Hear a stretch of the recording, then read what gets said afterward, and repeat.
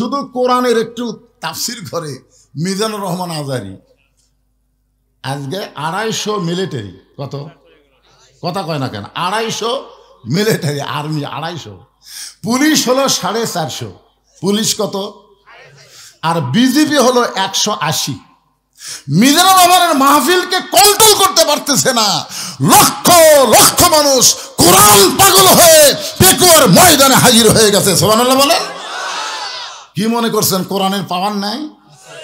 হাসিনা খালি না, হাসিনার 14 গোষ্ঠী এক জায়গায় যদি একত্র হয়, বিরিয়ানি দিয়েও মানুষ পাওয়া যায় না। যে 500 টাকা করে গাড়ি ভাড়া আর 1 প্যাকেট করে বিরিয়ানি, কাচ্চি বিরিয়ানি, এই শালা চামচা যারা তারা খালি যাবি, জোরে কর কথা ঠিক কিনা? বাদ বাকি কেউ যাবি না, সময়ের দাম নাই।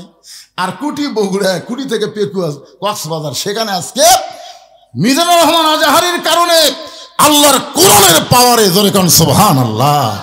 শুধু ওয়াজ শোনার দিক দিয়ে যদি কোরআনের এত পাওয়ার হয়, গোটা বাংলাদেশের মানুষকে এক জায়গায় করতে পারে, এ কোরআন যেদিন বাংলাদেশে চালু হবে সেই দিন বুঝবেন আল্লাহর কোরআনের পাওয়ার কি। এই কোরআন বাংলার জমিনে যখন চালু হবে তখন বাংলাদেশের অবস্থাটা কেমন হবে আমি আপনাদেরকে সরাসরি দেখানোর জন্য বলতেছি, একটু দেখেন আল্লাহর হস্তে। এই অর্ধ পৃথিবীর খলিফা হযরত ওমর ছদ্মবেশে মদিনার অলি গলি ঘুরতেছেন আল্লাহর কোরআনকে দেখার জন্য। হঠাৎ হযরত ওমর দেখতে পাই 2 পাহাড়ের মাঝখানে একটা মরুভূমি, ওই মরুভূমির মধ্যে একজন রাখাল উট আর দুম্বা চড়ায়।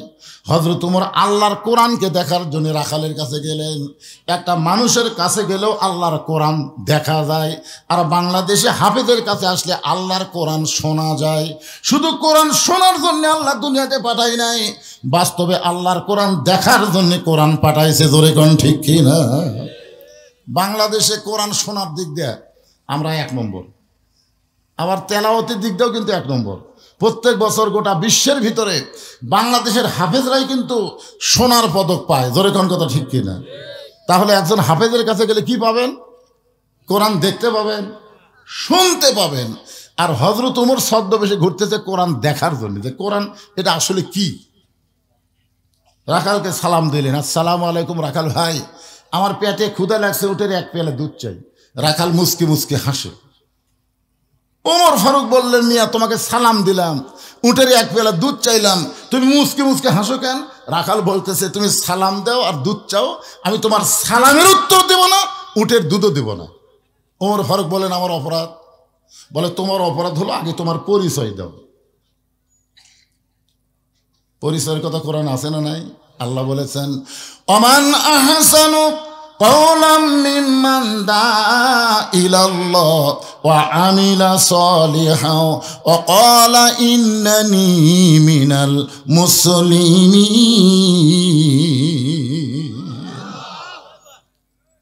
ওমর ফারুক চিন্তায় পড়ে গেল, অর্ধ পৃথিবীর খলিফা হইয়া ছদ্মবেশ ধারণ করেছি আল্লাহর কোরআনকে দেখার জন্যে, এখন যদি আমি পরিচয় দেই তাহলে গুমর তো ফাঁস হয়ে যায়। ওমর চিন্তায় পড়েছে। এমন সময় আল্লাহর কোরআন বলে, ওমর রাখাল যখন তোমার পরিচয় চাইছে তুমি আসল পরিচয় দাও। আসল পরিচয় প্রধানমন্ত্রী না, আসল পরিচয় ডিসি এসপি না, আসল পরিচয় হুজুর পীর সাহেব না, আসল পরিচয় হলো মিল্লাতা আবিকুম ইব্রাহিম হুয়া সাম্মাকুমুল মুসলিমিন। আসল পরিচয় হলো আমার জাতির পিতা কি? জোরে কম। জাতির পিতা ইব্রাহিম, শেখ মুজিবর ঘোড়ার ডিম। ওটা একটা জাতির পিতা করে যত ছবি দেখবেন একটা কলকিলিয়া টানতেছে। জোরে কোন কথা শিক্ষিত শালা ওই সমস্ত বদমাই শয়তানদের জাতির পিতা হওয়ার পরে, কিন্তু মুসলমানের জাতির পিতা আল্লাহ কোরআনে ডাইরেক্ট বলে দিয়েছে, এখানে কোনো অ্যাঙ্গেল ম্যাঙ্গেল নাই, ডাইরেক্ট মিল্লাতা আবিকুম ইব্রাহিম হুয়া সাম্মাকুমুল মুসলিমিন। তোমরা যদি মুসলমান হও তাহলে তোমাদের জাতির পিতা হযরত ইব্রাহিম, এই ব্যাপারে কোনো সন্দেহ নাই। এখন আপনাদের কাছে আমি জোরে সোরে শুনবার চাই, কারণ এগুলো ওয়াজ কিন্তু খালি এই জায়গাতেই হচ্ছে না, এতে মালগুলা খাড়াই আছে, লাইভের মাধ্যমে গোটা পৃথিবী চলতেছে। আমি বদরুল রশিদ কিন্তু আপনাদের 10 গ্রাম নাই, এই মুহূর্তে হয়তো লন্ডনে যারা বাংলাদেশে আছে তারা আপনাকে ওয়াজ শুনতেছে, সৌদি আরবে যারা আছে তারা শুনতেছে, মালয়েশিয়া, সব জায়গায় এই মুহূর্তে লাইভ চলতেছে। হাজার হাজার মানুষ লাইভের মাধ্যমে আপনাদের এই 10 গ্রামের তাফসীর শুনতেছে। সুবহানাল্লাহ বলেন না কেন? তাহলে একটু জোরে বলেন, ওরাও জানুক। আমাদের জাতির পিতার নাম কি? যারা বলবেন আল্লাহ আল্লাহ, তারা বলতেছেন আল্লাহ, মরার আগের খুব বোবা করে দিও, এর মুখের যেন কলমা উচ্চারণ না হয়। এর বলতে কি কোন জায়গায় বাঁচতেছে, ত্রুটি শয়তান ঢুকছে, জবান করে বলতে হবে। জাতির পিতার নাম কি? আরো জোরে। শেখ মুজিবুর। যেই বলবো শেখ মুজিবুর, শেখে বলবেন ঘোড়ার ডিম, বলতে পারবেন না ভাইজান? জাতির পিতা শেখ মুজিবুর। বুঝলে 3টা লিক বার আছে আমাদের বগুড়া জেলা, 3টা লিক। দেখবেন মেয়ে মানুষের মাথাত কিন্তু ঢেলা থাকে, ঢেলা ঢেলা এরকম তুলে, বুঝলেন? এইরকম বুড়া লোকের মধ্যে ফেলে কান ফলে উচ্চস করে শব্দ হয়, কিন্তু এই লিক একেবারে শব্দ হয় না, লিক শব্দ হয় না, কিন্তু খুবই কামড়ায় বাড়ে, কিন্তু শব্দ হয় না। এখনকার লিকের নাম হলো আফসোস লিক, হতাশা লিক, গুজব লিক। এই 3টা লিক আছে না নাই? জোরে কেন আছে না নাই? হ্যাঁ ভাইজান, ওমর ফারুক চোখের পানি নিয়ে বলতেছে, রাখাল আমার পরিচয় যখন শুনতে চাও, আমার পরিচয় হলো আমি একজন মুসলমান। রাখাল মুসকি মুসকে হাসে। ওমর ফারুক বলে, রাখাল হাসার কারণ কি? বলে, হাসার কারণ হলো আসল না নকল। পরিচয় দিলে তুমি কি আসল মুসলমান না নকল মুসলমান? আপনার বলেন তো, আসল আর নকল কেমন? আপনাদের মধ্যে যারা মাগরিব ইশার নামাজ না পড়ে ওয়াজ শুনতেছেন, না কেউ নাই মনে হয়, না কেউ আছেন? হাত তুলবার বলবো না, খালি চিন্তা করেন তো যে ফজরের আগে যদি আপনারা মরে যান, যদি ফজরের আগে আল্লাহ মৃত্যু দেয়, এশাও নাই মাগরিবও নাই, ফজরের আগে মরিছে, তখন ফেরেশতা বলতেছে, আল্লাহ ই যে মরল, এর রুহু কি হবে, এর রুহুটা কোন জায়গায় যাবি? তখন আল্লাহ বলতেছে, লা সলাতা লা ঈমানা, যার নামাজ নাই তার ঈমানই নাই। লা সলাতা লা দীনা, যার নামাজ নাই তোর ধর্ম নাই। বাইনাল আবদুল কুফরি তর্ক সালাত, বান্দা কাফের মধ্যে পৃথক করার জিনিসটাই হলো নামাজ। এই নামাজই পড়ে নিল কাফের। এখন চিন্তা করেন, নকল মুসলমান আসল মুসলমান। যদি আপনারা আসল মুসলমান হবার চান, তাহলে এই মুহূর্তে নিয়ত করেন, আল্লাহ যা করছি করছি, ফজর থেকে আর নামাজ বাদ দিব না। ফেরেশতা বলে, আল্লাহ এই যে তোমার বান্দা তওবা করলো, ফজর থেকে আর নামাজ ছাড়বে না, এখন খবর কি? আল্লাহ বলে, যত নামাজ না পড়ার পাপ আছে, এই নিয়ত করার সঙ্গে সঙ্গে আমি আল্লাহ মাফ করে দিলাম। এখনো সুযোগ আছে না নাই? ফজরের নামাজ পড়ার সুযোগ আছে না নাই? আপনি যে নিয়ত করলেন যদি ফজর আগে মরে যান, ফেরেশতারা বলবে, আল্লাহ মাগরিব এশার নামাজ না পড়ে ফজর নামাজ পড়ার নিয়ত করে লোকটা ফজর হওয়ার আগেই মারা গেল। আল্লাহ বলে, মরে গেলে কি হবে? নিয়তের উপর আমি ওরে জান্নাত দিয়া দিলাম। লা তাকনাতু মির রাহমাতিল্লাহ, ইন্নাল্লাহা ইয়াগফিরুয যুনুবা জামিআ, ইন্নাহু হুয়াল গাফুরুর রহিম। আল্লাহু আকবার। কোরআন তেলাওয়াত শুনলে আল্লাহু আকবার বলবেন, কারণ কোরআন তেলাওয়াত শুনলে কি হয়? যাদাতুহুম ঈমানা, আল্লাহ তার ঈমান বাড়ায় দেয়। তো ঈমান বাড়ার লক্ষণ চুপ থাকা না, তো ঈমান বাড়ার লক্ষণ হলো আল্লাহু আকবার তাকবীর দেওয়া। জোরে কোন ঠিক কি না? এই তাকবীরে শয়তান বেজার, আল্লাহ খুশি। আপনি সারা জীবন সুবহানাল্লাহ আলহামদুলিল্লাহ যদি জিকির করেন, শয়তান আপনার কাছেই বসে থাকবে, শয়তান লড়বে না। কিন্তু যে আল্লাহু আকবার জোরে বলবেন, রাসূল বলে এত জোরে দৌড় দেয় ওর পিছন দিক দা বাতাস বের হয়। আপনার বলেন তো পিছন দিকের বাতাস মানে কি? বুঝতে পারতেছেন না? কি জোরে দৌড় দেয় শয়তান। তাহলে আল্লাহর কোরআন যখনই তেলাওয়াত হবে, তাকবীর হবে কার? লিল্লাহি। জনগণ বুঝুক যে বদুশিতে একলা নাই। আমার কাছে কি একটা খবর দিল, হুজুর এই 10 গ্রাম আশেপাশে এলাকার যতগুলো মাহফিল হচ্ছে লোক হয় না। আমাকে বললো, আমি খুবই চিন্তার ছিলাম, আমি তো অনেকদিন পর যাচ্ছি, বারে লোক যদি না হয়। কিন্তু আজকে আসা দেখতেছি কলজা ভরে গেছে ভাই, বসারে জায়গা দিয়ে পারেনি, শত শত মানুষ দাঁড়িয়ে আছে। তাহলে বক্তা একলা আছেন, আপনারাও আছেন। হ্যাঁ, জোরে তকবির দিলে একে ইন্টারনেটের মাধ্যমে গোটা বিশ্ব ছড়ে যাবে যে দাস গ্রামের নাম দাস হতে পারে সব পাকা মুসলমান। হ্যাঁ, এই জন্য সেটা আরেকবার দেবেন, গলা খাঁকারে দেন। লিল্লাহি তাকবীর, আল কোরআনের আলো, মুসলমান দুনিয়ার মুসলমান। আওয়ামী লীগ, বিএনপি, জাতীয় পার্টি, জামাত, আমরা সব এক জায়গা হবো। জোরে কোন কথা ঠিক কিনা? একটু মনোযোগ দিয়ে শুনবেন। ওমর ফারুক বলে, রাখাল মুসলমান তো মুসলমান, এর মধ্যে আবার আসল নকল কি? রাখাল বলে, তুমি যদি আসল মুসলমান হও, তুমি দুধ চাইছো কার কাছ? আসল মুসলমান যারা হবে, দরকার হলে তারা ফাঁসির মঞ্চে যাবে, কিন্তু রাষ্ট্রপতির কাছে বাঁচার দরখাস্ত লিখবে না। এরকম একজন আসল মুসলমানের নাম হলো মীর কাসেম আলী। মীর কাসেম আলীর নাম শুনছেন? উকিল এসে বলতেছে, স্যার আজকে রাত 12টায় আপনার ফাঁসি হবে। মুসকে হাসিতে বললেন, এখন কয়টা বাজে? বলে, এখন তো রাত 9:30 বাজে। আলহামদুলিল্লাহ, এখন 2.5 ঘন্টা।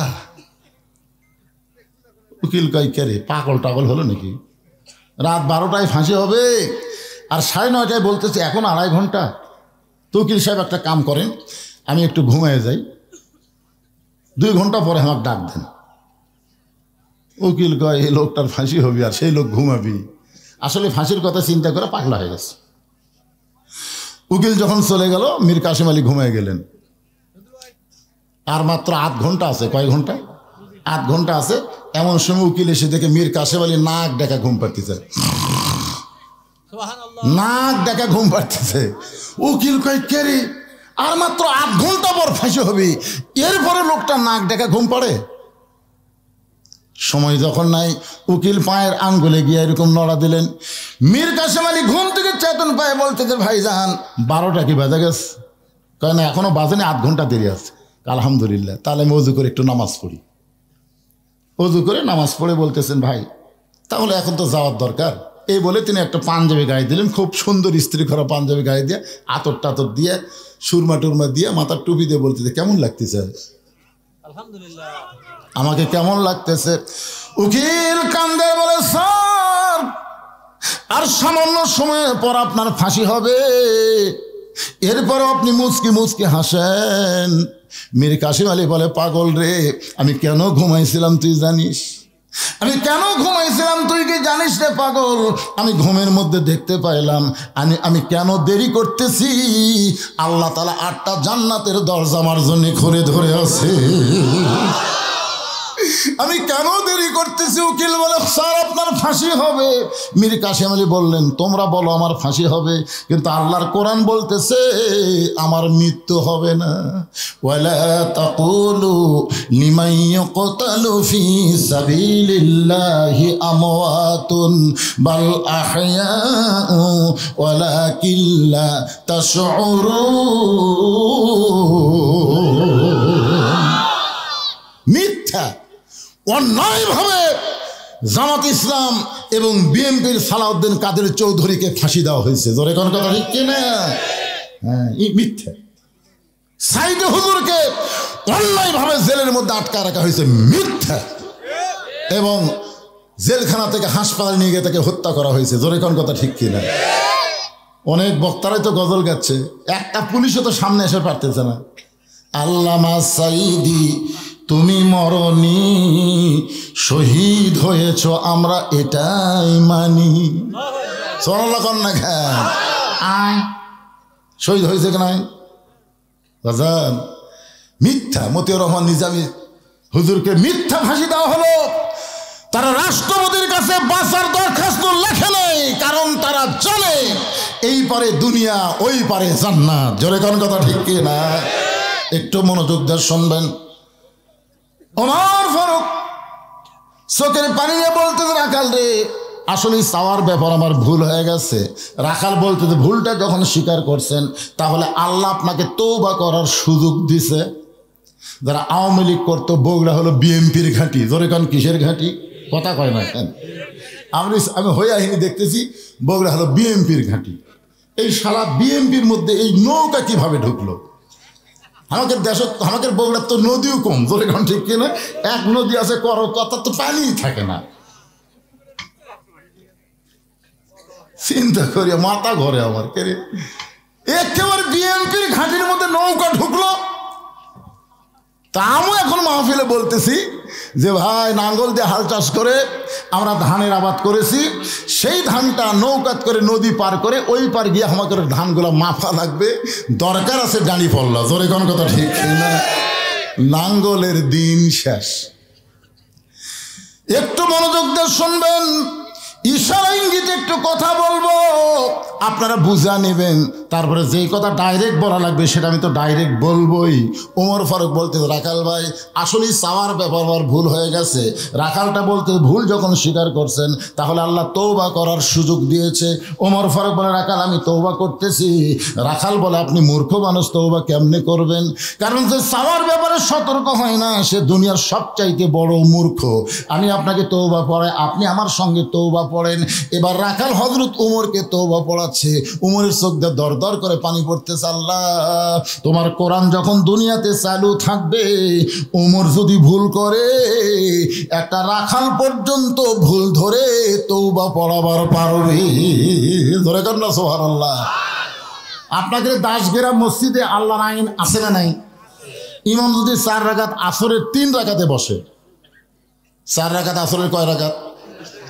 তো সব মুসল্লি খেয়াল করেনি, কিন্তু একটা ভ্যানালা খেয়াল করছে। ভ্যানালা অটো ভ্যান চলাই, ওই খেয়াল করছে কি রে, আসরের নামাজে 2 রাকাত পর এক বৈঠক, আবার 4 রাকাত পর এক বৈঠক, হুজুর 3 রাকাত বসলো। যেই বসিছে ভ্যানালা, আল্লাহু আকবার। ইমাম মনে মনে কয়, রে তুই যতই লোক মাতে আমি উঠতেছি না, 41 সালের আগে আমার তোলে কে? এই মনে করে ইমাম যদি স্বৈরাচারী হয়ে বসাই থাকে, আপনারা বলেন তো মসজিদের সব মুসল্লি ইমামের পক্ষে থাকবে না ভ্যানালার পক্ষে যাবে? কারণ মসজিদে কার আইন চলে? মসজিদে কোনো বাপের আইন চলে না। আল্লাহর হুকুম নবীর তরিকা মোতাবেক যদি নামাজ পড়াও, আমরা তোমাকে ইক্তেদায়ে বিহাল ইমাম কব। আর তুমি যদি নবীর তরিকা বাদ দেয় ইচ্ছা মতো স্বৈরাচারী করো, আমরা লোকমা দিয়ে তোমাকে সাইজ করব। লোকমা গ্রহণ করলে তুমি নেতা, না গ্রহণ করলে তোমার পাল্টায়া আর একজনকে নেতার জায়গা পাঠাইয়া দিব। জোরে কোন কথা ঠিক কি না? তো মসজিদে আল্লাহর আইন চলে, আর বাংলাদেশের বাহিরে কার আইন চলতেছে? এইটা একটু মনোযোগ দিয়ে শুনবেন। ওমর ফারুক তওবা করার পরে বলতেছে, ও রাখাল ভাই, আল্লাহর হস্তে ওটের 1 পেয়ালা দুধ দাও। রাখাল মুচকি মুচকি হাসে। ওমর ফারুক বলে, রাখাল আবার হাসতেছো কেন? বলে, হাসার কারণ হলো তওবা করার পরে তুমি আবার মুনাফিকি করলে। করে না, কান ধরে বলতেছে, তওবা করতেছি ভাই, গরিবের বন্ধু, সমাজ সেবক, জনদরদি, তোমরা ছাড়া আমার কেউ নাই, এবারের মতন খালি ভোটটা দাও। এরকম তওবা করে গরিবের বন্ধু হয়ে ভোটলে ওই এমপি হয়ে আর নন্দীগ্রামই নাই। এমপি কুটিরে ঢাকাত কি মনে করতেছে? এরকম তওবা করার পরে জনগণের বন্ধু না হয়ে নিজে যখন চোর বাটপার জুচ্চর হয়ে যায়, ও পুরা মুনাফিক হয়। জোরে কোন কথা ঠিক কি না? রাখাল বলতে, তওবা করার পরে তুমি আবার মুনাফিকি করলে।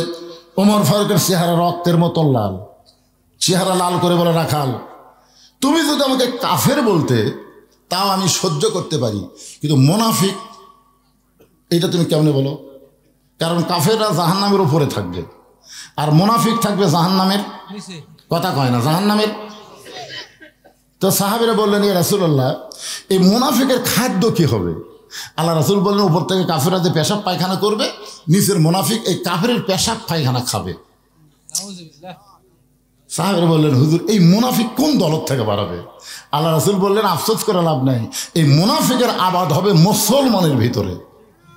আর গোটা বিশ্ব খুঁজে বর্তমান শ্রেষ্ঠ মুনাফিকের দেশ হলো বাংলাদেশ। জোরে কোন কথা ঠিক কি না?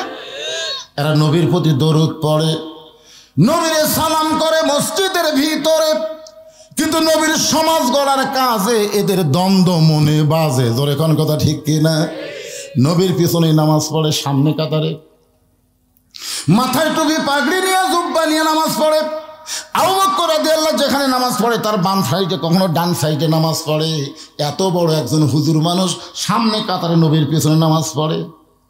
কিন্তু আল্লাহ যখন নবীর উপর নাজিল করলো, ইয়া আইয়ুহান নাবিয়্যু হারজিল মুমিনিনা আলাল কিতাল, ওগো নবী, যাদেরকে নিয়ে জামাতে নামাজ পড়তেছেন তাদেরকে শুধু মুসল্লি বানালে হবে না, তাদেরকে সৈন্য হিসেবে গড়ে তুলতে হবে। কারণ যে কোনো সময় মক্কার কাফেররা মদিনা আক্রমণ করতে পারে। মক্কার কাফের যদি মদিনা আক্রমণ করে তখন দোয়া দিয়া দরুদ দিয়া কিন্তু আপনি মদিনা রক্ষা করতে পারবেন না। ওই মক্কার কাফেরদের বিরুদ্ধে অস্ত্র ধরা লাগবে। হুকুম কার? এই আয়াতটা যখন নাজিল হলো, এই টুপিওয়ালা জুব্বাওয়ালা এই তসবি ওই নবীর হাঁটুর সাথে হাঁটু লাগাই বলতেছে, হুজুর এটা না গন্ডগোলের আয়াত। আপনারা বলেন তো আল্লাহর কোনো আয়াত গন্ডগোল আছে? আজকে বাংলাদেশে অনেক হুজুরেরা দেখেন টঙ্গীর জায়গা দখল করার জন্য মানুষ হত্যা হচ্ছে। ধরে কোন কথা ঠিক কিনা?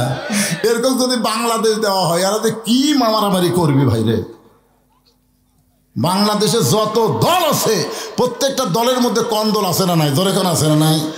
কিন্তু এমন একটা দল এই বাংলাদেশে আছে যারা নিজের জন্য কোনো কাজ করে না, তারা কাজ করে আমার আল্লাহর কোরআনের জন্য। ধরে কোন ঠিক কিনা?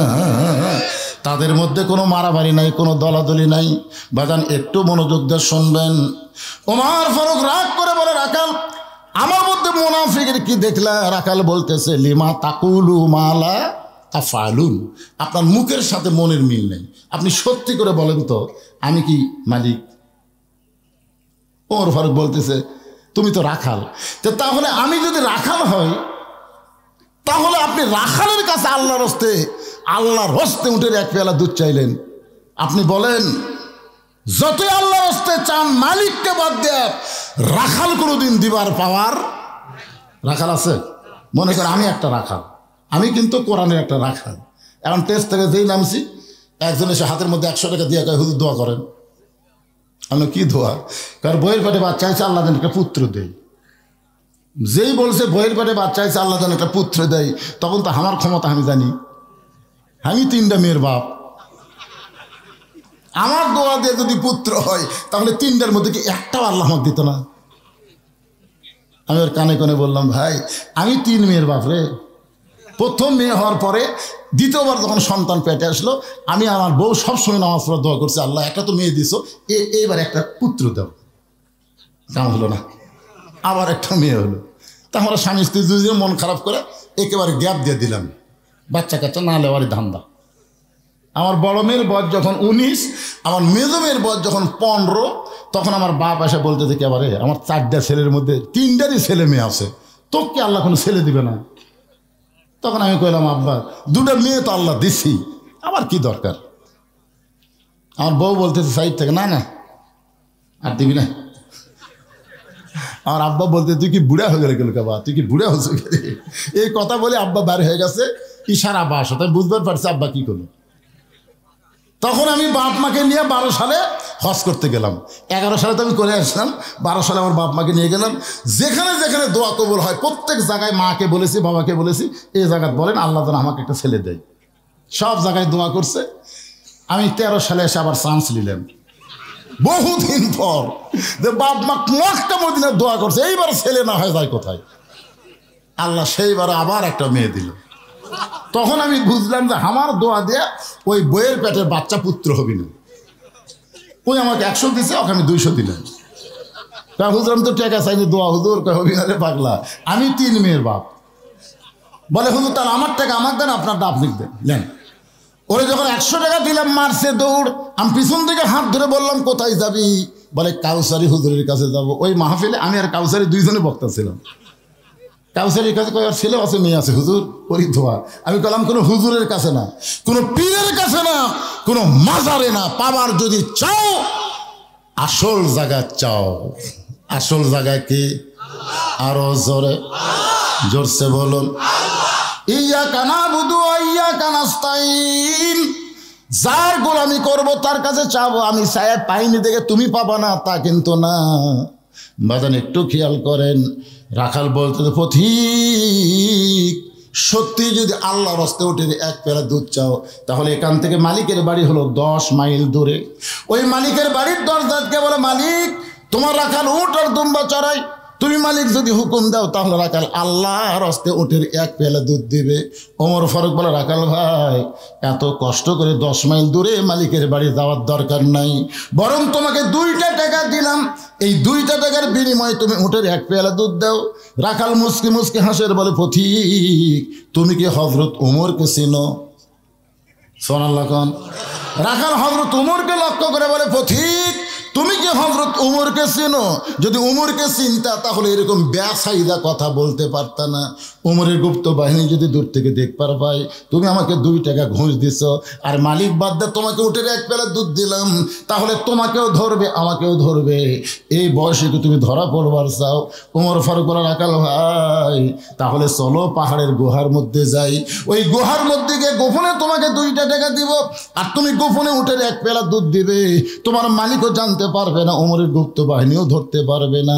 রাখাল চিল্লায় বলে, তুমি ভণ্ড, তুমি ভণ্ড, তুমি ভণ্ড। ওমর ফারুক বলে, রাখাল, আমার মধ্যে ভণ্ডামির কি দেখলা? রাখাল বলে, পথিক, যেখানে ওমরের গুপ্ত বাহিনী দেখতে পায় না, আমার মালিক জানতে পারে না, সেখানে রাখালের আল্লাহ দেখতে পায়। সঙ্গে সঙ্গে হয়তো তোমার মারছে দৌড়, এক দৌড়ে পাহাড়ের পাদদেশে গিয়ে জায়নামাজ বিছায় আল্লাহর কাছে বলতেছে, আল্লাহ, তোমার কোরআন এত সুন্দর, তোমার কোরআন এত সুন্দর, তোমার কোরআন যখন দুনিয়াতে চালু থাকবে তখন প্রত্যেকটা মুসলমান বিশ্বাস করবে, কেউ না দেখলেও আল্লাহ দেখতেছে। জোরে কোন কথা ঠিক কিনা? আজকে আসরে নামাজ পড়ে এসে তুমি ধান দেখার গেছে, যাই দেখো ওপর জমি পানি চলমল করতেছে, আর নিচে জমি পানি নাই। এখনই আসরে নামাজ পড়ে যাচ্ছে, কপালত নামাজের দাঁড়িয়ে আছে, চারিদিকে তাকাস, কেউ নেই। আস্তে করে বসে আইল কাটা দিয়ে ওই পানি দিয়ে হাত ধোছে, ধুয়ে আবার দাঁড়ায় বলতেছে, আলহামদুলিল্লাহ, কেউ দেখেনি, আলহামদুলিল্লাহ, কেউ দেখেনি। কোন জায়গা শুক্রিয়া কোনটা করা লাগবে? আপনার বলে ওই লোকটার নামাজ আছে কিন্তু কি নাই? এই ঈমান না থাকার কারণ হলো এই। ওমর ফারুক পাগলের মতন কান্দের বলে, আল্লাহ, তোমার কোরআন এত সুন্দর, আমি রাখালকে দেখি নাই আল্লাহ, এতক্ষণ পর্যন্ত রাখালের ভিতরে তোমার গোটা কোরআন আমি দেখতে পাই। রাখাল পেছনে এসে বলতেছে, পথিক, যতই কান্দ উটের দুধ আমি দিবার পারলাম না, তুমি যতই কান্দ উটের দুধ আমি তোমাকে দিবার পারলাম না। ওমর ফারুক বলে, রাখাল ভাই, উটের দুধের কোনো দরকার আমার নাই, বরং তোমার কাছে আমি জানতে চাই, তুমি না দেখা আল্লাহকে কলিজার মধ্যে জায়গা দিয়ে তুমি যে আল্লাহর কোরআন অনুযায়ী চলতেছ, এর বিনিময়ে তোমার চাহিদা কি? হুজুর, আপনি যে 50 বছর কোরআনের হক তাফসীর করলেন, এরপরেও 13 বছর আপনাকে জেলখানায় বন্দি করে রাখলো, হাসপাতাল নিয়ে গিয়ে আপনাকে হত্যা করলো, আপনি এত কিছু করলেন, আপনার চাহিদা কি হুজুর? এটা চাহিদা নাই? আমির হামজা 3 বছর জেলখানায় বন্দি থাকলো, চ্যাংড়া বউ থুয়া, একটা বাচ্চার জন্ম দিয়ে আসা দেখি বাচ্চার চিনে না, বাচ্চার বাবক চিনে না, কারণ 3-4 মাসের বাচ্চা থুয়া জেলত গেছে, আসা দেখে যে 4 বছর হয়ে গেছে, আর চিনে।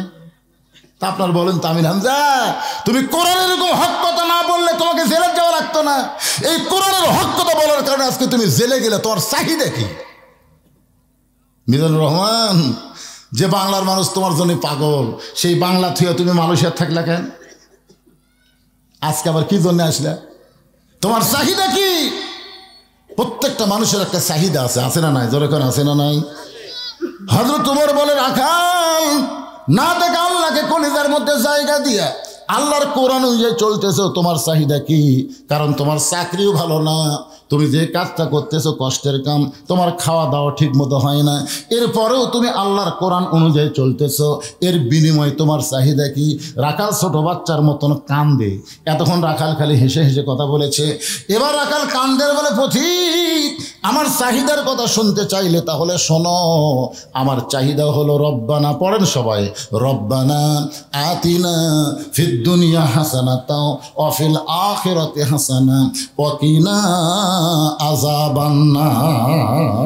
আল্লাহু আকবার। ওমর ফারুক বলে, রাখাল, আমি তোমার চাহিদার কথা শুনতে চাইলাম, আর তুমি আমাকে কোরআনের আয়াত শোনালে। রাখাল বলে, তুমি আসলেই মূর্খ।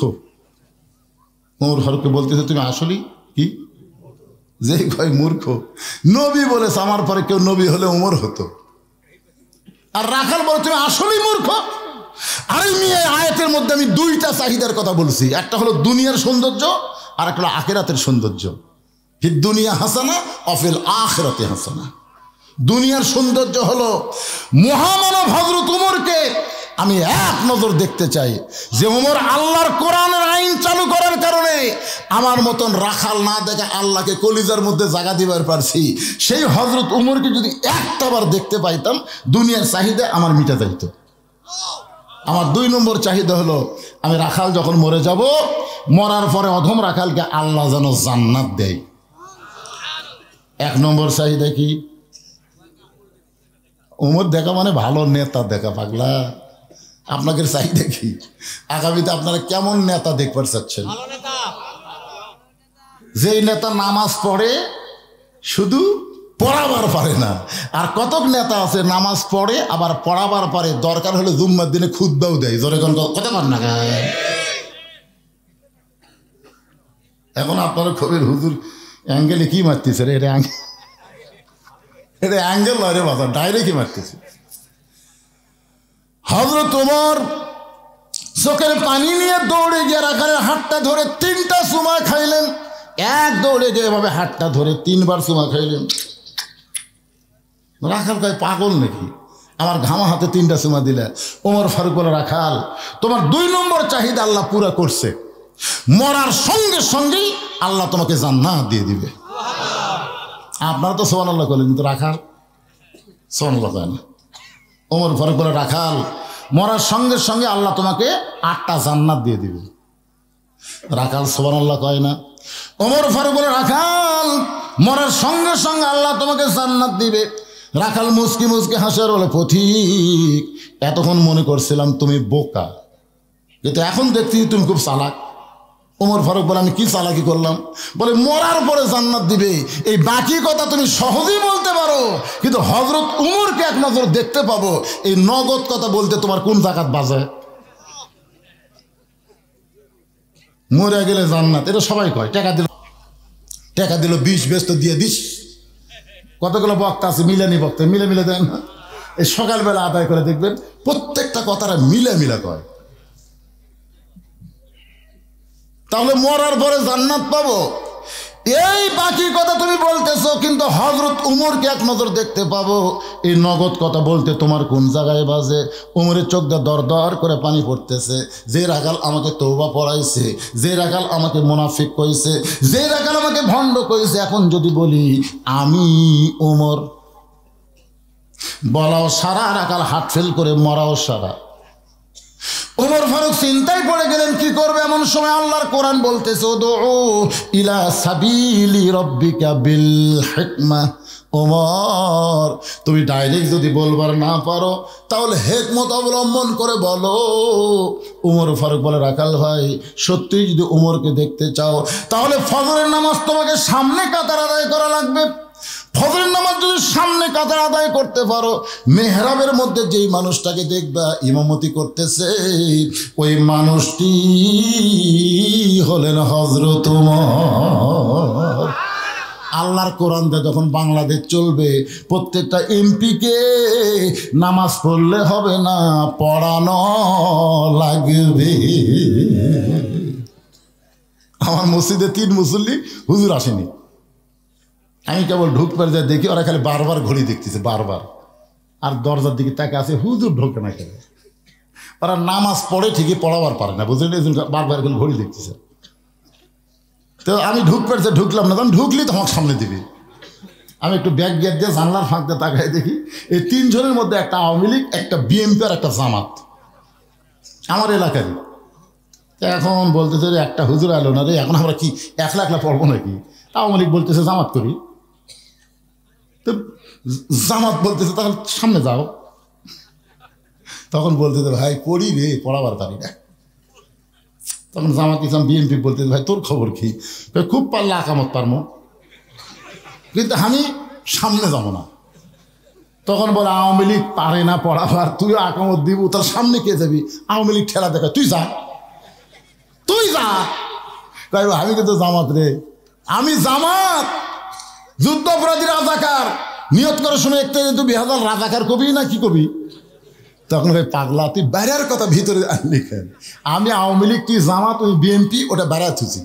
ভিতরে আমরা তিন ভাই একসঙ্গে জামাত করতে চাই। এটা কোন জামাত? নামাজের জামাত বললে কেউ বেজার হবে না, তাবলীগ জামাত বললে কেউ বেজার হবে না, কিন্তু জামাতে ইসলাম বললে অনেকের কলিজাত আগুন ধরবে। ইসলামের জামাত যারা পছন্দ করে না, ওদের একটা ইবাদত আল্লাহ কবুল করবে না।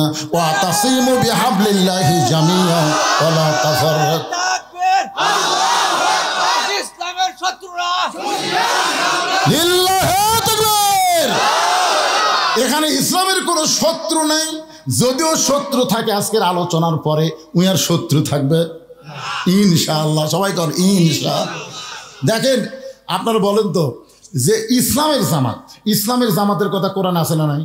ওয়াতাসিমু বিহাবলিল্লাহি জামিয়া ওয়ালা তাফাররাকু। একতাবদ্ধ হয়ে জামাতবদ্ধভাবে আল্লাহর রজ্জুকে তোমরা আঁকড়ে ধরো। মসজিদের মধ্যে গেলে যেমন গোড়ালির সঙ্গে গোড়ালি মিল করি, কিভাবে আমরা জামাত করি একটু খেয়াল করেন।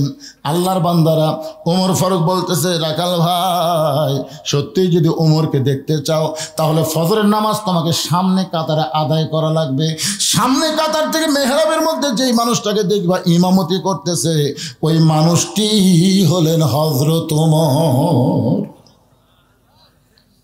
রাখাল কাঁদতেছে। ওমর ফারুক বলে, রাখাল কান্দো কেন? বলে, কান্দার কারণ হলো আমি বারান্দার নামাজ পড়ি, আমি বারান্দার নামাজ পড়ি, আমি মসজিদের ভিতরে ঢোকার সাহস কোনোদিন পাই না। ওমর ফারুক বললেন, কেন? বলে, মসজিদের মধ্যে নবীর দামি দামি সাহাবী থাকে, সে জায়গাতে আমি রাখাল যাওয়ার পারি? ওমর ফারুক বলে, রাখাল তুমি কম দামি আর মসজিদের মধ্যে দামি, এই কথা তো কোরআনের কোনো জায়গাত নাই। কোরআনের কথা হলো ইন্না আকরামাকুম ইনদাল্লাহি আতকাকুম। ওই ব্যক্তি সবচাইতে দামি হয় যার কলিজার মধ্যে আল্লাহর বেশি ভয়। আপনার মনে করতেছেন সিয়ারত বসে ওয়াজ করতেছি আমি বেশি দামি, আর আপনার নিচে বসে ওয়াজ শুনতেছেন আপনার কম দামি। আর এরকম বাংলাদেশের হাজারো বক্তাকে জাহান্নামের শিকল দিয়ে আল্লাহ জাহান্নামে ফেলে দিবে, হাজারো বক্তাকে। অনেক বক্তা আছে ওয়াজ করে, নিজেই ফজরের নামাজ জামাতে পড়ে না, এরকম বক্তা আছে না নাই? আল্লাহ রাসূল বলেছেন, দুইটা ওয়াক্ত নামাজ জামাতে না পড়লে তুই মুনাফিক হয়ে যাবি। একটা হলো ইশার নামাজ, একটা হলো ফজরের নামাজ। কি মনে করতেছেন? হয়তো হাসরে দেখা যাবে যে আমার জিব্বার মধ্যে বসি লেগে ফেরেশতারা আমাকে জাহান্নামে দিয়ে যাচ্ছে, আর আপনারা সবাই জান্নাতে যাচ্ছেন। আপনাদের মধ্যে একজন বলে, হুজুর কি খবর? আমরা আপনার ওয়াজ শুনে আমল করে জান্নাতে যাচ্ছি, আর আপনাকে জাহান্নামে নিয়ে যাচ্ছে। আল্লাহ তখন বলবে, এই বক্তার কথার সাথে আমলের মিল নাই রে। তখন আপনারাই হয়তো বলবেন, আল্লাহ হুজুরের ওয়াজ শুনে আমরা জান্নাতে যাচ্ছি, হুজুরক না হয় জান্নাত দেন। আল্লাহ তখন বলবে, ওয়ালা তাস্তাহি আনফুসুকুম, এই জান্নাতীদের কথার দ্বারা আমি জাহান্নামী বক্তাকে আবার জান্নাত দিয়ে দিলাম। বুঝছেন? আপনাদের উসিলাই আল্লাহ হয়তো আমাকে জান্নাত দিবার পারে। আল্লাহ বলেছেন, লিমা তাকুলু মা লা তাফালুন, কথা বলবে ভালো ভালো, আমল করবা না। এই দুনিয়াতে বক্তা হও, হুজুর হও, পীর সাহেব হও, কিন্তু আসল জায়গায় গিয়া ধরা খাবা। জোরে বলেন কথা ঠিক কিনা? ওমর ফারুক বলে, রাখাল ভাই তুমি কম দামি আর ভিতরে দামি দামি, এই কথা তোমারে কে বুঝাইলো? ফজরের নামাজ সামনে কাতারে আদায় করো। রাখাল বলতেছে, আজকে এশার নামাজ পড়ার পরে আমি আর বাড়িতে যাচ্ছি না। ওমর ফারুক বলেন, কেন? বলে, এশার নামাজ পড়ে বাড়িতে গেলে ফজর সামনে কাতারে পাওয়া যাবে, তাই আমি এশার পর থেকেই ফজরের নামাজ সামনে কাতারে যাওয়ার চেষ্টা করব। ওমর ফারুক বললেন, রাখাল বলো তো, ফজর থেকে জোহর আর এশা থেকে ফজর এই দুই ওয়াক্ত লম্বা কেন? খুব খেয়াল করবেন, এশা থেকে ফজর আর ফজর থেকে জোহর এই দুই ওয়াক্ত লম্বা কেন? রাখাল বলতেছে, আমি তো বলতে পারি না ভাই। ওমর ফারুক বললেন, তাহলে শোনো, ফজর থেকে জোহর আল্লাহ লম্বা সময় দেওয়ার কারণ হলো, এই লম্বা সময়ের ভিতরে তুমি খেতে খামারে কাজ কাম করবে, চাকরি বাকরি করবে, অফিস আদালত করবে, কুলি মজুরি করবে, এগুলা করতে গিয়ে তোমার দেহের যে ক্ষয় হবে, এশা থেকে ফজর আল্লাহ লম্বা সময় দিছে। এই লম্বা সময় ঘুম পারলে ওই ক্ষয়টা আল্লাহ ঘুমের মাধ্যমে পুরো করে দিবে। সুবহানাল্লাহ, জোরে কন না কেন? ঘুম হচ্ছে আল্লাহর একটা মস্ত বড় নিয়ামত। কি বুঝতেছেন? আমার বড় ভাই এখনো চ্যাংড়া আছে আর আমি বুড়া হয়ে গেছি, কারণ ঘুম জাগে না। তো এসার পরে দাঁতে ঘুমাই, ফজরের সময়টা জামাতে যায়, আর আমি গেলে ওয়াজ করে বেড়াই। বুঝলেন? খুব খেয়াল করবেন, ঘুম একটা আল্লাহর নিয়ামত। এই যে সন্ধ্যার সময় ওয়াজ করে আসলাম বগুড়াতে, এর চাইতে 5 গুণ লোক বেশি সন্ধ্যার সময়। কারণ সন্ধ্যার সময় ওয়াজ শুনে শান্তি, এশার নামাজ পড়ে দাঁতে ঘুম দিবি, ফজর জামাত পড়বি। ঠিক না? 100 বার ঠিক। আজকে দিনের বেলা একটা মাহফিল করলাম, দিনের বেলা, ওখানেও তো দেখলাম মানুষ ওর তাও জুম্মার নামাজের আগে এই যে ইসালে সব পোলা পাকান যা করতেছেন করতেছেন, 12টার পরে কিন্তু যাওয়া যাবে না। ভাই কি করছেন? পোলা রেডি করো। আমি এর আগেও আপনাদের এলাকায় আইছি, 2টা পর্যন্ত ওয়াজ করছি, আর মনে আছে এই জায়গাতে আমি 2টা পর্যন্ত ওয়াজ করছি। আজকে সেইটা হবে না। একটু মনোযোগ দিয়ে শোনেন। ওমর ফারুক বললেন, রাখাল এশার নামাজ পড়ে যদি ফজরের নামাজ সামনে কাতারে ধরবার চাও, এই বিশাল সময়ের মধ্যে তোমার যদি ঘুম ধরে তুমি কি করবা? রাখাল মুসকি মুসকি হাসের বলে, প্রতীক ঘুমটা যদি ধরে তাহলে মসজিদের মধ্যেই ঘুমায় যাব। রাখাল কার সাথে কথা বলতেছে? রাখাল জানে এমন একটা বেয়াদবি কথা বলছে, ঘুম যদি ধরে মসজিদের মধ্যেই ঘুমাবো। ওরে বাবা রে, এটা কার কাছে রে? উমরের চেহারা রক্তের মতো লাল হয়। মসজিদের মধ্যে ঘুম পাড়ার দলিল দে। মসজিদের মধ্যে তুই ঘুম পাড়বি, তার দলিল লাগবি না? জোহরের নামাজ পড়ে সবাই চলে গেছে, ওরা 3 জন 4 ফ্যান দিয়ে গল্প করতেছে। এবারে আলুতে এবার ভালোই দাম হলো রে, সামনে এবার কি হবে? যে আলু লাগাছে ভাই। 3 জন মিলে 4 ফ্যান দিয়ে গল্প করতেছে, 1-1 ঘন্টা হয় গল্প ছাড়ে না। ফেরেশতা বলে, আল্লাহ সবাই নামাজ পড়ে বাড়ি গেল, এরা 3 জন যে 4 ফ্যান দিয়ে গল্প করতেছে, এর কি রেজাল্ট কি? আল্লাহ বলতেছে, এরা গল্প করার সময় যে মাথার উপর ফ্যান ঘুরিছে, এই ফ্যানের কারেন্টের বিল এই 3 জন আলাদাভাবে না দেওয়া পর্যন্ত এরা জান্নাতে যাওয়ার পারবে না। কারণ মসজিদের বাপের ঘর না যে ইচ্ছা মতো ফ্যান ঘুরাবি। জোরে কোন কথা ঠিক কিনা? কি মসজিদের মধ্যে ঘুম পাড়া ওমর ফারুকের চেহারা রক্তের মতো লাল। রাখাল আজানের গুরুত্ব দিও। 5 ওয়াক্ত নামাজের ভিতরে সবচাইতে গুরুত্বপূর্ণ আজান হলো ফজরের আজান। ফজর আজান শোনার পরে যারা চেতন পায়, কম্বল লাত্তি মারে, মিন শারিল ওয়াসিল খান্নাস, ওই সময় যা মজা লাগে বুঝলেন। কতগুলো ছেলে ফেলে আজান খুব খারাপ লাগে বুঝলেন, খুব খারাপ লাগে। এই জন্য মাথার উপর কম্বল দেয়, দিয়ে এখন পাও বার হবি, পাও টানে বুকের কাছে লিয়ে থই, বাইরে থেকে মনে হবি যে কম্বলের মধ্যে চাউলের বস্তা ঢেকাতেছে, আঁকাও নেই মাথাও নেই। আপনি একজনের এরকম ঢাকা, একজনের আপনি একদিন কম্বল আলগা করে দেখবেন, কম্বলের তলে ওর সাইজ আর সাইড ঠিপে কুত্তের সাইজ একই সাইজ। এই মুহূর্তে একটা স্লোগান দেওয়া লাগবে, হক কথা। ফজরের নামাজ ভাত দিয়ে ঘুম পাড়ে যারা, কুত্তার আমল করে তারা। বলতে পারবেন ভাইজান? ফজরের নামাজ বাদ দিয়ে ঘুম পাড়ে যারা, দেখেন তো কে কে বলে না, বুঝবেন ওই আজকে ধরা খাবে। এই কথা আমি নাটোর লালপুরে, এই যে মিডিয়ারা আছে ওরা জানে আমি নাটোর লালপুরে এই কথা যেই মাত্র করেছি, ফজরের নামাজ বাদ দিয়ে ঘুম পাড়ে যারা, কুত্তার আমল করে তারা, বলা মাত্রই 4-5টা কুত্তা দৌড়াচ্ছে। আচ্ছা আমি যেখানে ওয়াজ করছি সাইটি, আমি ওয়াজ ধরতি, মানে মুয়াজ্জিন আজান দিলে যেরকম কুত্তা ভোগে, ঠিক হয়ে গেল। কে রে, কি ভুল করলো রে, কুত্তা এসে এরকম জিকির শুরু করলো। তারপরে আল্লাহর কোরআন আমাকে বলতেছে, সুম্মা রাদাদনাহু আসফালা সাফিলিন। হুজুর কি কইছে? আমি তখন আবার স্লোগান পরিবর্তন করে বললাম, ফজরের নামাজ বাদ দিয়ে ঘুম পাড়ে যারা, কুত্তার চাইতো খারাপ তারা। যেই বলছি কুত্তার চাইতো খারাপ, কুত্তা চাইতে দূর। কুত্তা বুঝা থেকে গেল বেনামাজের চাইতে আমরা অনেক ভালো। আর কথা কয় না। সুম্মা রাদাদনাহু আসফালা সাফিলিন, এই আয়াতের অর্থ হলো এরা পশু জন্তু জানোয়ারের চাইতো জঘন্য। আগে আল্লাহ বলেছেন লাকাদ খলাকনাল ইনসানা ফি আহসানি তাকবীম সুম্মা রাদাদনাহু আসফালা সাফিলিন। এতদিন রাখাল নামাজ পড়তো বারান্দায়, আজকে হযরত উমরকে দেখার জন্য রাখাল নামাজ পড়বে সামনে কাতারে। যেই মাত্র মুয়াজ্জিন ফজর আযান দিয়েছে, রাখাল জোরে জোরে মসজিদের দরজায় এসে দোয়া পড়তেছে, আল্লাহুম্মা ফতাহলি আবওয়াবা রাহমাতিক।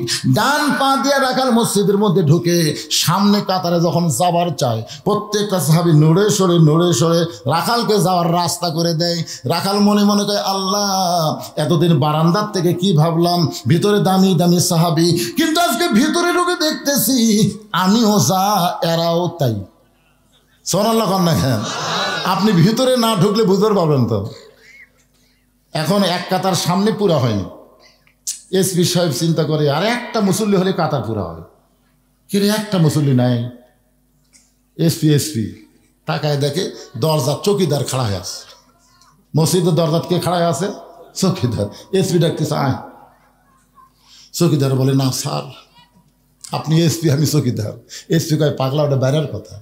বাহিরের কথা হলো তুই চৌকিদার, আমি এসপি, আর ভিতরের কথা হলো আমরা দুই ভাই একসঙ্গে কাতার সোজা করতে চাই। যখন সুবহানাল্লাহ, এত দামি কথা শোনাও চৌকিদার আসে না, ভয় যে বাইরে যে এসপির সাইজ, এখন ভিতরে কি হবি? এসপি নিজে জায়গা ছাড়া যায়, চৌকিদার টানে লিয়েছে, খাড়া হও, এতে দাগ কাটা আছে, দাগ দেখিস নি? এই দাগের কাছে আমার গোড়ার সাথে তোর গোড়ায় লাগা। চৌকিদার বলে, স্যার আপনি দামি জুতা পাও দেন তো, আপনার গোড়া তেলতেলা স্যার। কিন্তু আমি চৌকিদার, বেতন যা ভাই, জুতা কেনারি টাকা নেই, পায়ের গোড়া ফেটে গেছে স্যার। এখন ফাটা তেলতেলা যদি একটি ঘষণ লাগে, যারকে পাও ফাটে তারা জানে। স্বামীর পাও ফাটছে, স্বামী স্ত্রী হুন্না লিবাসুল্লাকুম ওয়া আনতুম লিবাসুল্লাহুন্না। দুইজন এক কম্বলের মধ্যে ঘুম পাড়তে, ফাটা পাও, খালি বইয়ের পাও তো একটা ঘষ্টন কাছে। বউ ঘুমোতে গেলে আপ ধরে কয়, মহরণা মাপ দিলাম, তুমি ল্যাপ কিনো। এক ল্যাপে ফাটা তেলতেলা থাকা যাবে না, কিন্তু মসজিদের মধ্যে ফাটা তেলতেলা গোড়ালির সঙ্গে গোড়ালি মিল করে দাঁড়াইছে। ধরে কারণ সুবহানাল্লাহ। চৌকিদার বলতেছে, আল্লাহ ভিতরে এত শান্তি আগে বুঝতে পারি নাই, আজকে ভিতরে ঢুকে দেখলাম এসপিও যা আমিও তাই। রাখাল যাইতে যাইতে সামনে কাতারে, মেহরাব বরাবর সামনে কাতার রাখাল ফজরের 2 রাকাত সুন্নত নামাজ আদায় করেছে। উমরকে কিছু ভালোভাবে যেন দেখা যায়, এজন্য সামনে কাতারে দাঁড়ায় রাখাল 2 রাকাত সুন্নত নামাজ পড়েছে। ফজরের পূর্বে 2 রাকাত সুন্নত আছে না নাই? আপনারা বলেন তো, ফজরের পূর্বে 2 রাকাত সুন্নতের দাম কত? বহু দাম। আল্লাহ রাসূল বলেছেন, আসমান জমিন বিক্রি করলে যে দাম হবে তার চাইতে বেশি দাম হলো 2 রাকাত সুন্নতের। জোরে কান সুবহানাল্লাহ। রাখাল 2 রাকাত সুন্নত নামাজ পড়ে চুপটি করে বসে আছে, আর মনের মধ্যে বড় আশা, আজকে হযরত ওমরকে প্রাণ ভরে দেখবে। কিন্তু একজন মুসল্লি মসজিদের মধ্যে ঢুকে দেখে জায়গা দখল। ওই মুসল্লির নাম হল ওসমান গনি। ওসমান গনি মসজিদের মধ্যে ঢুকে দেয়, কে আমার জায়গাত কে বসে আছে রে? ওসমান গনি একটু দেরি করছে তো, আর রাখাল মানে দেখার জন্য সবার আগে আছে। ওসমান গনির জায়গা দখল। এখন আপনারা বলেন তো, শুধুমাত্র ইমাম ছাড়া মসজিদের কোনো মুসল্লির জায়গা নির্দিষ্ট আছে? কিন্তু ওসমান গনি কেন বলতেছেন যে আমার জায়গাতে রেখে রে? এটা আল্লাহ রাসূল এই জায়গা নির্ধারণ করে দিছে যে আমি যতদিন ইমাম থাকবো, আমি বরাবর পিছনে যিনি দাঁড়াবে তার নাম হলো আবু বকর। আবু বকর রাদিয়াল্লাহু যখন ইমাম হবে, আবু বকর বরাবর যিনি দাঁড়াবে তার নাম হলো ওমর। ওমর যখন ইমাম হবে, ওমর বরাবর যিনি দাঁড়াবে তার নাম হলো ওসমান। ওসমান যখন ইমাম হবে, ওসমান বরাবর যিনি দাঁড়াবে তার নাম হলো হযরত আলী। হযরত আলী যখন ইমাম হবে, আলী বরাবর পিছনে। এই কথা বলে নবী কারো নাম কয় না। সাহাবের বললেন, হুজুর তাহলে হযরত আলী যখন ইমাম হবে, আলী বরাবর পিছনে কে দাঁড়াবে? রাসূল বললেন, মা ইয়ান্তিকু আনিল হাওয়া ইন হুয়া ইল্লা ওয়াহয়ুহা। আমি নবী ততক্ষণ পর্যন্ত বলতে পারি যতক্ষণ আল্লাহ বলায়। এ আলী পর্যন্তই বলার হুকুম পাইছি, আলীর পরে আমি জানি না। এ আলী পর্যন্ত হলো খোলাফায়ে রাশিদিন। তাহলে হযরত ওমর যখন ইমামতি করবে, ওমর বরাবর যিনি দাঁড়াবে তার নাম হলো ওসমান গনি। কিন্তু আয়েশা দেখে জায়গা দখল, আল্লাহ নবী বলেছেন আমার যত সাহাবী আছে সবচাইতে নরম মনের সাহাবীর নাম হলো ওসমান গনি। রাখালের কাছে এসে দেখে ফাঁকা আছে, এই ফাঁকের মধ্যে 2 রাকাত সুন্নত পড়ে রাখালের দিকে 3 বার তাকাছে, 3 বার। কোনোদিনও দেখেনি, আজকে প্রথম। একটু ভালো করে দেখার দরকার আছে না নাই? প্রথম তাকাতেই রাখাল, দ্বিতীয়বার তাকাত মূর্খ মানুষ যে, তৃতীয়বার যে মিয়া বারবার কি দেখো মিয়া। ওসমান গনি ভয়ে লাফ দিয়ে উঠছে। ওসমান গনি কয় ভাই রে, আমি জীবনে তোমাকে কোনোদিন দেখিনি, একটু ভালো করে দেখতেছি, আর তুমি এমন গরম হলে তোমার পরিচয় কি? বল আমার পরিচয় হলো আমি একজন রাখাল। যেই কইছে রাখাল, ওসমান গনি মুসকে মুসকে হাসতেছে। মুসকে মুসকে হাসার কারণ হলো রাখাল যারা হবে তাদের ভাষা নরম থাকলে হবে না, রাখালের ভাষা গরম হওয়া লাগবে। আল্লাহ রাসূল বলেছেন প্রত্যেকটা অভিভাবককে আল্লাহ তাআলা রাখালের দায়িত্ব দিয়ে দুনিয়াতে প্রেরণ করছে। আপনি গরু ছাগল চড়াবেন, দয়াও করবেন, কিন্তু ঘাস বাদ দিয়ে যখন আবাদের দিকে যাবি তখন কি বলবেন? বাবা গরু ওদিকে যাস না বাবা, ওদিকে আবাদ আছে। এই নরম কথা গরু শুনবি।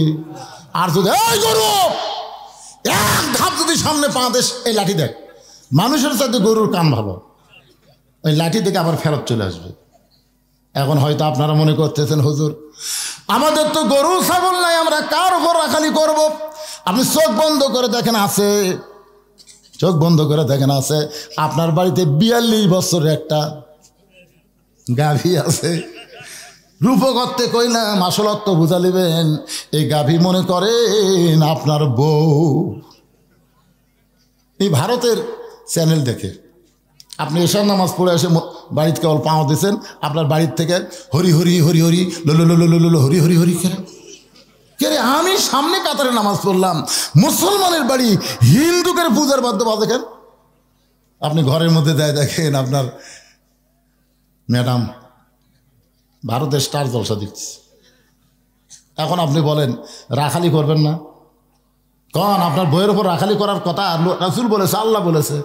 আপনি বউ দেখি বলবেন ময়না দেখো দেখো ময়না, এটা রাখালি হলো? বাবা গরু ওদিকে যাস না বাবা, এটা রাখালি হলো? এই ভারত 400 বছরের পুরাতন বাবরি মসজিদ ভাঙ্গা রাম মন্দির তৈরি করছে। এই ভারতের কোন চ্যানেল মুসলমানের বাড়িতে চলবে না, জোরে কোন কথা ঠিক কিনা? আর একবার যদি ভারতের চ্যানেল দেখিস তো দৌড়ে এসে পাওয়াত করবি। কারণ মরদ মানুষ যখন গরম হয়, মেয়ে মানুষ তখন ফেরেস্তা হয়। হ্যাঁ, আপনাকে মারার কথা বলতেছি না, একটু রাখালি করবেন। আপনার 22 বছরের একটা আড়িয়া গরু আছে, এই আড়িয়া গরু রূপে করতে কইলাম। আসল কথা হলো 22 বছরের একটা ছেলে আছে, এই ছেলে সারাদিন খালি মোবাইল নিয়ে ঘোরে। আছে না নাই? এ কথা কন্যা কেন? আছে না নাই? সব সময় মোবাইল দিয়ে থাকে। ওর আবার কয়টা বন্ধু আছে, ওরা এক জায়গায় জড়ো হলে কিন্তু কোনো গল্প নাই, মনে হয় মোনাজাত করতেছে, এরকম সবসময় মোনাজাত। আর 2-1টা মিরকি আলা,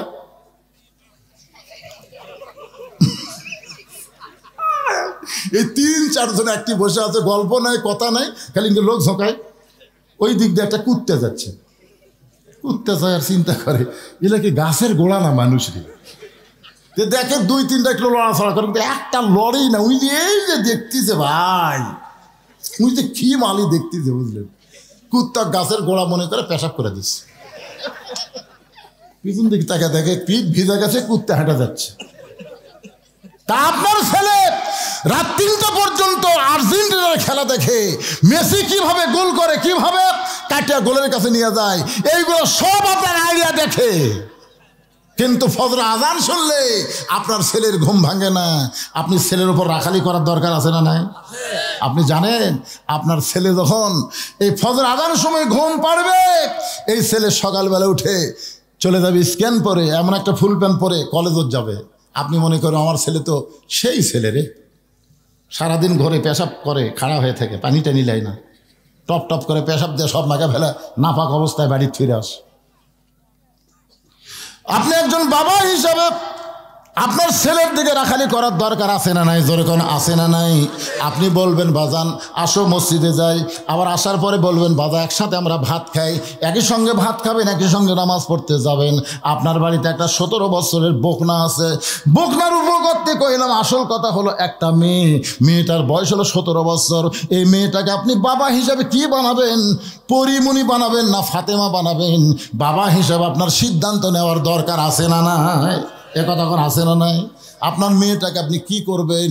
যদি রাখালি করেন তাহলে আপনার মেয়েটা ফাতেমা হবে, আর যদি রাখালি না করেন আপনার মেয়েটা আস্তে আস্তে পরিমণি হবে। একজন মুসলমান তার মেয়েকে কোনো সময় পরিমণি করবে না, একজন মুসলমান তার মেয়েকে ফাতেমা বানানোর চেষ্টা করবে। জোরে কোন ঠিক কি না? আল্লাহর নবী মেয়েটার সামনে দাঁড়িয়ে বললেন, ফাতেমা তুই কখনো মনে করিস না মা তোর বাবা আল্লাহর নবী বলে তুই জান্নাতি, তোর বাবা বিশ্ব নবী বলে তুই জান্নাতি, এইটা কখনো মনে করিস না মা। ফাতেমা বলে, বাবা আমি তো সব সময় মনে করি আমার বাবা হলো বিশ্ব নবী, এই কারণে আল্লাহ আমাকে জান্নাত দিবে। রাসূল বলে, ফাতেমা রে তোর বাবার কারণে আল্লাহ তোকে জান্নাত দিবে না, জান্নাতে যদি যাবার চাস মা জান্নাতের আমল করে তোকে জান্নাতে যেতে হবে। ফাতেমা বলতেছে, বাবা তাহলে কি আমল করব যে আমল করলে আল্লাহ আমাকে জান্নাত দেবে? রাসূল বললেন, ফাতেমা মাত্র 4টা আমল করবি মা। 1 নম্বর হলো পর্দা, পর্দা যদি না থাকে পরের 3টা আমলের কোনো দাম নাই। 2 নম্বর হলো স্বামীর কথা মতো চলা, 3 নম্বর হলো 5 ওয়াক্ত নামাজ পড়া, আর 4 নম্বর হলো রমজান মাসে রোজা রাখা। মাত্র এই 4টি আমল যদি করতে পারিস ফাতেমা, 8টা জান্নাতের দরজা আল্লাহ খুলে দিবে, যে কোনো দরজা দিয়া তুমি জান্নাতে প্রবেশ করবা। ফাতেমা বলতেছে, বাবা এই 4টি আমলের মধ্যে সবচাইতে গুরুত্বপূর্ণ আমল কোনটা? আল্লাহ রাসূল বললেন পর্দা। আমার মায়েরা যারা পর্দার অন্তর আছেন একটু মনোযোগ দিয়ে শোনেন। গভীর রাত্রে ফাতেমা স্বামীকে বুকের মধ্যে নিয়ে বলে, স্বামী গো আল্লাহ পাক আমার দোয়া কবুল করছে। আলী বলতেছে, ফাতেমা দোয়া কবুল করে তাহলে আনন্দ করো। ফাতেমা বলে, স্বামী কি দোয়া আল্লাহ কবুল করছে আপনি কি শুনবেন না? ফাতেমা বলতেছে, পর্দার ভিতরে আল্লাহ পাক আমার মৃত্যু দিবে। আলী মুস্কি মুস্কি হাসে, যে মানুষটা সারা জীবন পর্দা করলো তার মৃত্যু তো পর্দার মধ্যে হবে, আর আমাদের বাংলাদেশে সারা জীবন পর্দা করে না, মরার পরে 5 কাপড় দেয়। জোরে কোন ঠিক কিনা? সারা জীবন পর্দা করে না, একের খাটনি চাদর দিয়ে ঢাকাত। ফেরেশতা বলতেছে, আল্লাহ এই মেয়া যখন জীবিত আসলো গোটা 10 গ্রামে সব মরদ চেনে, 10 গ্রামের সব মরদই চেনে কার বউ। তো মরার পরে 5 কাপড় দিয়ে আবার খাটনি পর্যন্ত চাদর দিয়ে ঢাকলো, কারণ কি? তখন আল্লাহ বলতেছে, ওটা বাংলাদেশ রে, ওই দেশের মেয়েরা বাঁচতে পর্দা করে না রে, মরার পরে করে রে। আপনারা বলেন তো মরার পরে পর্দা করে কোনো লাভ আছে? মরার পরে 5 কাপড় দিলেন, বেঁচে থাকতে কয় কাপড়? হযরত আলী বললেন, ফাতেমা সারা জীবন তুমি পর্দা করলা, পর্দার মধ্যেই তোমার মৃত্যু হবে, এখানে আবার কান্নার কারণ কি? ফাতেমা বলে, স্বামী গো এই মৃত্যুটা কবে হয় আপনি কি শুনবেন না?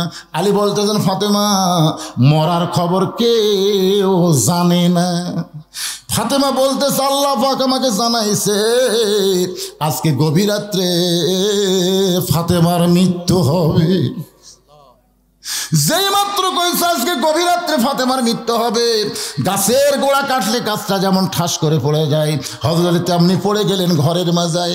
মা ফাতেমা মুচকি মুচকি হেসে ওই স্বামীর মাথাটা উরাতের উপর নিয়ে কপালে একটা চুম্বন দিয়ে বলে, স্বামী গো এতদিন আমি জানতাম আপনি হলেন বিশ্ববীর, এতদিন আমি জানতাম আপনি হলেন বিশ্ব আলেম, আপনার মতন বড় আলেম কিয়ামত পর্যন্ত কেউ হবে না, আপনার মতন এত বড় শক্তিশালী বীর কেউ কোনোদিন জন্মাবে। কথা কন না কেন? আমি ফাতেমা জানি আপনি হলেন বড় আলেম বড় বীর, আর বইয়ের মরার কথা শুনে আপনি ভাই পড়ে গেলেন। আপনি জানেন না এই দুনিয়া থাকার জায়গা না, এই দুনিয়া থাকার জায়গা না, আসলে যাইতে হবে। আমি যেই বলবো আসলে আপনারা বলবেন যাইতে হবে। বিশ্বাস যারা করেন তারা বলেন আসলে থাকবেন না। ও যে 3 তালা সবাইকে দেখাচ্ছেন না, ওই যে দেখতেছেন হুজুর, ওটাই ওটা 5 তালার ভিড় দিছে হুজুর, 3 তালা করে রড বার করে হুজুর দোয়া করেন, হুজুর দোয়া করেন, আর 2টা তালা দান করে পারি হুজুর। 2 কান্দের ফেরেশতা কয়, শয়তান কি দোয়া চাচ্ছ? 5 তালা করবো? ওই 5 তলা তুলল হয়, তোর জায়গা হলো নিচতলা। জোরে কোন তার কথা কন না কেন?